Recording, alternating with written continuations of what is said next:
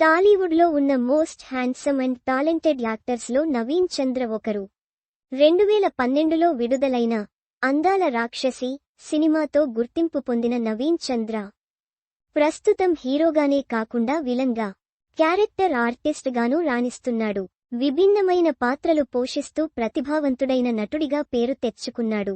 నవీన్ చంద్ర కెరీర్ను గమనిస్తే హిట్ చిత్రాలను వేళ్లపై లెక్క పెట్టవచ్చు. అయినా కూడా చేతినిండా కొత్త ప్రాజెక్టులతో క్షణం తీరిక లేకుండా గడుపుతున్నాడు. ఇందుకు కారణం లేకపోలేదు.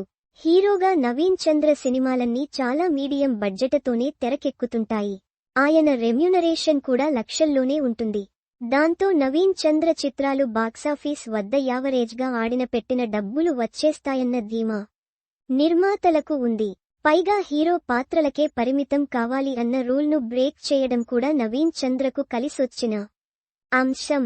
దాని ఫలితంగా సక్సెస్ అంతంత మాత్రంగానే ఉన్న ఫుల్గా ఆఫర్లు అందుకుంటున్నాడు. ఇండస్ట్రీలో టైర్ 2, టైర్ 1 హీరోలు సైతం లేనంత బిజీగా నవీన్ చంద్ర ఉంటున్నాడు. ఏడాదికి 3-4 చిత్రాలతో ప్రేక్షకులను పలకరిస్తున్నాడు. ఈ ఏడాదిలో ఇప్పటికే నవీన్ చంద్ర నుంచి బ్యాక్కొటేషన్ గేమ్ చేంజర్, బ్యాక్కొటేషన్ 28°C బ్యాక్కొటేషన్ వంటి చిత్రాలు వచ్చాయి.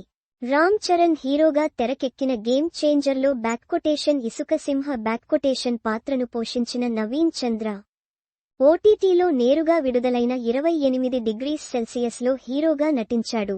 ఇక తాజాగా బ్యాక్కొటేషన్ 11 బ్యాక్కొటేషన్ అనే మూవీతో ఆడియన్స్కు హాయ్ చెప్పాడు. ఇదొక ఇన్వెస్టిగేటివ్ థ్రిల్లర్. తెలుగు, తమిళ భాషల్లో ఏకకాలంలో చిత్రీకరించబడిన 11 మూవీకి మిక్స్డ్ రివ్యూలు వస్తున్నాయి. రొటీన్ స్టోరీనే డైరెక్టర్ లోకేష్ అజస్ కొత్తగా ప్రజెంట్ చేయడంలో మెప్పించడాని సినీ విశ్లేషకులు అభిప్రాయపడుతున్నారు. కథలో భాగంగా వచ్చే ట్విస్టులు కూడా ఆకట్టుకుంటాయని అంటున్నారు. కాగా నవీన్ చంద్ర ప్రస్తుతం బ్యాక్కొటేషన్ మాస్ జాతర బ్యాక్కొటేషన్ చిత్రంలో రవితేజకు విలన్గా నటిస్తున్నాడు. అలాగే బ్యాక్కొటేషన్ కాళీ బ్యాక్కొటేషన్ అనే యాక్షన్ సినిమా చేస్తున్నాడు. హారీ ఏలేటి అనే డైరెక్టర్తో సునీల్తో కలిసి నవీన్ చంద్ర ఓ కామెడీ ఫిల్మ్ చేశాడు. ఇది త్వరలోనే విడుదల కానుంది.